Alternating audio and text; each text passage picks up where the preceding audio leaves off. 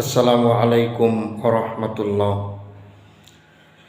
মাননীয় প্রধানমন্ত্রী এবং মাননীয় অর্থমন্ত্রী প্রতিমন্ত্রী এবং মাননীয় শিক্ষামন্ত্রী ও প্রতিমন্ত্রী, বাংলাদেশের এমপিওভুক্ত শিক্ষা প্রতিষ্ঠানের তৃতীয় এবং চতুর্থ শ্রেণী কর্মচারী যারা আছেন, এদের জন্য আওয়ামী লীগ সরকার যখন অষ্টম জাতীয় পে স্কেল ঘোষণা করেছিলেন, তখন এই অল্প বেতনের তৃতীয় চতুর্থ শ্রেণীর কর্মচারীদের জন্য এক বিশেষ টেবিলে মানবিক বিবেচনায় শিক্ষকগণের শতকরা 25% যখন উৎসব ভাতা দিলেন, তখন তৃতীয় চতুর্থ শ্রেণীর কর্মচারীদের জন্য উৎসব ভাতা দিয়েছিলেন 50%।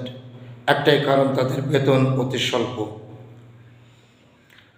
অন্তর্বর্তীকালীন সরকার এসে যখন শিক্ষক মণ্ডলী 25 থেকে বাড়িয়ে 50% করলেন উৎসব ভাতা, কিন্তু কি অপরাধ, কি অন্যায়, কি অবিবেচনার ঢাল ছুঁড়ে মারলেন এই অল্প বেতনধারী তৃতীয় চতুর্থ শ্রেণীর কর্মচারীদের। একটি টাকাও বাড়ালেন না। এটা বড় অভিশাপ, এটা বড় হতবাক, এটা বড় দুঃখজনক পরিতাপ।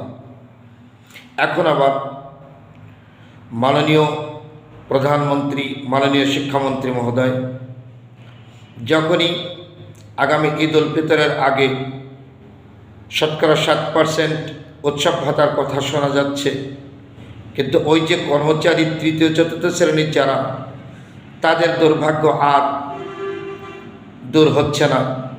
তাদের কথা আর কারো টেবিলে মনে নেই। এখন নতুন নতুন মন্ত্রী, যাদেরকে আমরা ভোট দিয়ে আকাঙ্ক্ষা দাবি দেওয়া পূরণের জন্য আশা করে বসে আছি, আমাদের ভোট যেন ব্যর্থ হতে যাচ্ছে। আমাদের কথা বলার আর কেউ নেই।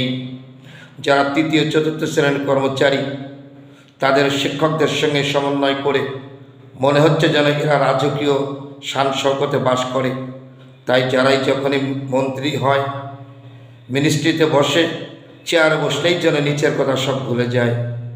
তাই মাননীয় মন্ত্রী মহোদয়, বিশেষ করে প্রধানমন্ত্রী, আপনার কাছে আমাদের বিনয়ের দাবি, সারা বাংলাদেশের এমপিওভুক্ত শিক্ষা প্রতিষ্ঠানের সকল তৃতীয় চতুর্থ শ্রেণী কর্মচারীগণের যখন শিক্ষকগণের 50% আছে, আমাদের ন্যায্য দাবি 75%।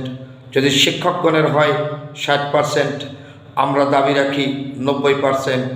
তাহলে মনে করি যে আমাদের এই সার্থকতা, আমাদের ভোট অধিকার, আমাদের সমর্থন, আমাদের সেই পিপাসা, আমাদের সেই ন্যায্যতা আমরা ফিরে পাব।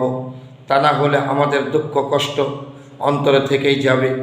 তাহলে আমরা নির্বাচিত সরকারের থেকে কি ইনসাফ, কি বিবেচনা পেলাম, এটাই আমাদের দাবি।